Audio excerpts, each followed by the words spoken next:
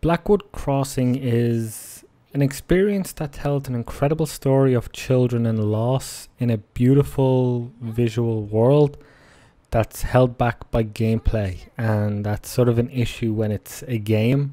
But regardless, once I finished with it, I thought about the characters and how they felt and what they told me for quite a while afterwards. And I think right away, before I get any further into it, I definitely think for people who want a good story to just go and buy and play a Blackwood Crossing now, even if it's got a couple of small issues that held it back from being incredibly perfect in a lot of ways.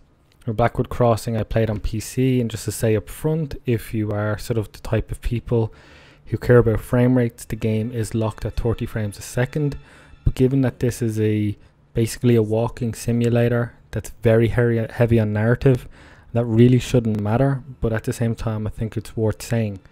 Now, Blackwood Crossing is a tale of this young boy and a girl, and they're on a train, and you sort of very quickly learn that they've been through stuff, and it's a story of loss and imagination and in a way losing childhood. And I don't want to get too much into the details of the story. I just think it's a very affecting story. It's emotional and it's strong and it's written really well and it's told really well, and the voice acting is excellent.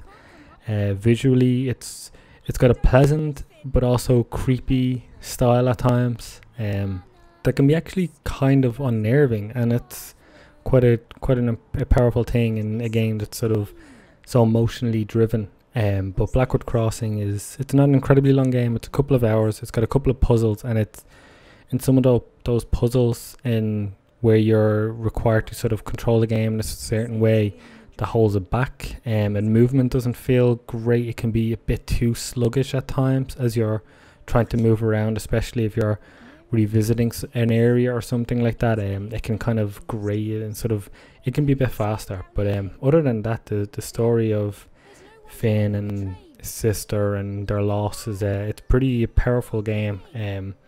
And it's the developer's first game, I believe, and I definitely can't wait to see what they do next, because they tell stories so well and they create a visually stunning world.